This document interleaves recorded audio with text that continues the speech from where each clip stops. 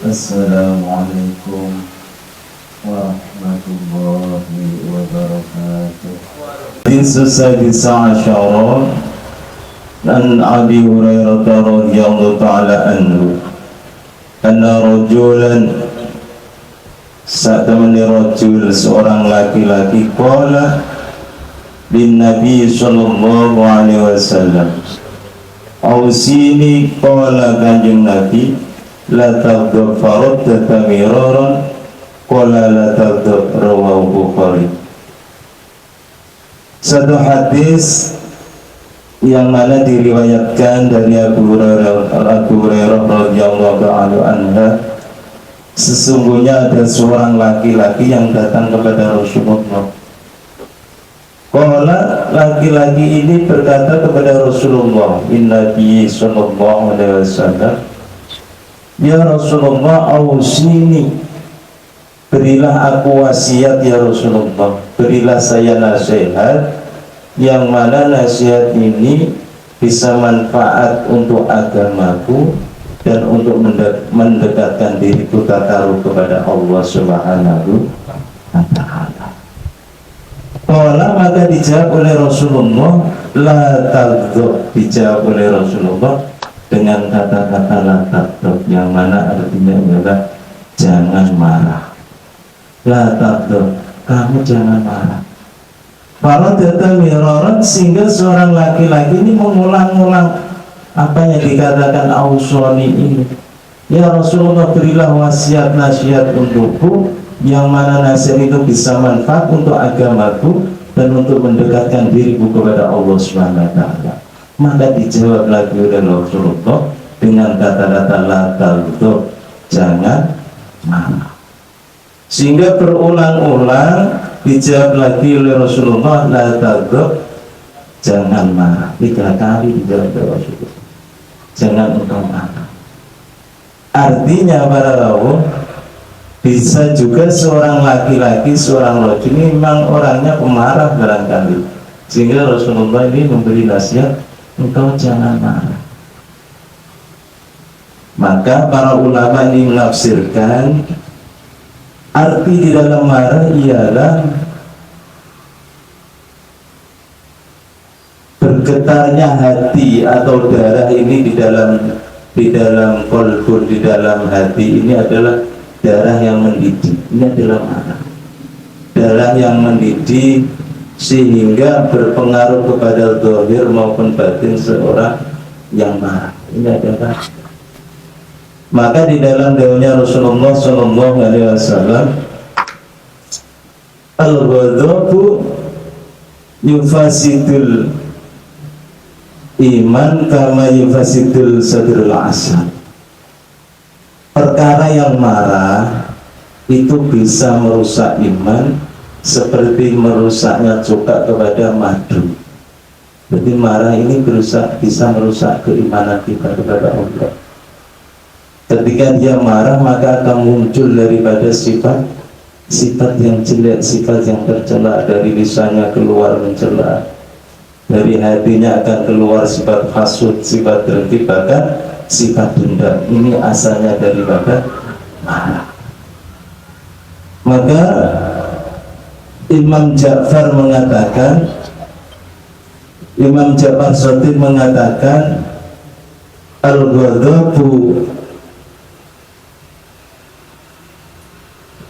Al-ghadabu miftahu kulli syarr. Marah itu adalah kunci daripada tiap-tiap kesalahan. Jadi ketika orang marah ini ternyata adalah kunci dari semua kesalahan adalah marah, sehingga berpengaruh baik secara zahir maupun batin. Zahire wong marah iki sing ngene wajahe iku mesem sae, dadi meremut. Dipandang niki nggih katose medeni wong iki secara zahir. Bahkan akan membahayakan, bisa tangannya bisa memukul, lisannya bisa mencela. Ini adalah gara-gara marah. Dan begitu juga akan berpengaruh di dalam hatinya, yang mana hatinya ini akan keluar yang namanya penyakit hasud, penyakit iri dengki, penyakit apa ini, senang ketika ada musuhnya ini kena musibah. juga ada yang namanya penyakit dendam. Ini awalnya ialah daripada perkara marah. Maka Rasulullah menjawab daripada apa yang ditanyakan oleh seorang rajul ini, dijawab dikatakan Rasulullah, untuk mendekatkan dirimu kepada Allah adalah la taghdab, engkau jangan marah. Karena marah ini diantaranya ialah orang yang mampu untuk supaya tidak marah, menjaga dirinya supaya tidak marah, karena fardu ain hukumnya orang mengobati daripada penyakit marah ini adalah tiap-tiap orang hukumnya fardu ain, karena marah akan memunculkan daripada sifat zahir maupun batin yang dicela oleh Allah Subhanahu wa ta'ala. Untuk mengobati itu hukumnya adalah fardu ain. Perorangan harus mengetahuinya bagaimana cara kita supaya kita tidak marah. Di antaranya ialah yang pertama, secara ilmu, ketika kita marah secara ilmu ini, orang yang mampu menekan daripada supaya tidak marah ini, maka nantinya di akhirat nanti Allah pun akan Allah pun akan menekan daripada kemarahannya Allah supaya tidak marah kepada orang yang bisa mampu menahan daripada kemarahannya. Allah pun akan menahan adabnya kepada orang yang suka menahan daripada kemarahannya di dunia. Dan orang yang tidak mampu menahan daripada kemarahannya ialah diantaranya nanti ada di nerakanya Allah, di dalam jahanamnya Allah ini ada satu pintu yang mana pintu ini dikhususkan kepada orang yang tidak mampu menjaga dirinya daripada kemarahan. Yang ketiga ialah supaya kita tidak marah, maka yang ketiga adalah kita pasrahkan kepada Allah Subhanahu wa ta'ala, yang mana sesuatu yang terjadi di dalam kehidupan di dunia ini adalah semata-mata ialah kehendak kodrat iradanya Allah Subhanahu wa ta'ala. Kenapa kita marah? Seandainya kita dibisu orang, disalai orang, mau kita marah seandainya, maka kalau kita tahu bahwa semuanya adalah kehendaknya Allah, maka kita tidak akan marah. Karena apa? Itu semuanya adalah yang menjalankan Allah. Kalau kita marah berarti kita sama juga marah kepada Allah Subhanahu wa ta'ala. Ternyata semuanya adalah yang menghendaki Allah. Kalau kita mau di situ, berpikir di situ, maka insya Allah kita bisa menjaga daripada kemarahan kita. Ini secara ini. Secara amal ini ada tiga. Yang pertama, ketika kita marah, kita disuruh memperbanyak membaca a'udzubillahi minasyaitonir rajim sebanyak-banyaknya. Setelah itu kalau masih marah, maka kita disuruh duduk. Ketika dalam berdiri kita marah, maka disuruh duduk. Duduk kok masih marah lagi, disuruh berbaring. Ketika berbaring kok masih marah lagi, disuruh ambil wudhu. Ambil wudhu saya marah lagi, disuruh jebul sumur, barangkali hilang marahnya. Disuruh mandi dengan air yang dingin. Kalau sudah mandi dengan itu, insya Allah ini akan hilang kemarahannya. Ini cara Rasulullah memberikan daripada nasihat kepada seorang rajul ini. Dan terus di mana apa Rasulullah itu tidak pernah marah. Rasulullah ini marah itu harus ada. Marah itu harus ada. Tapi ketika dia menyangkut daripada kemarahannya untuk dirinya sendiri, maka Rasulullah tidak pernah marah.